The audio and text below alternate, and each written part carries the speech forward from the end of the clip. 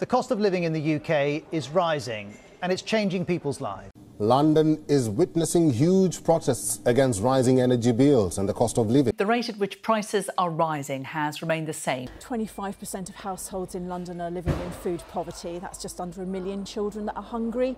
You know, there's a demand that we have never seen before in this capital.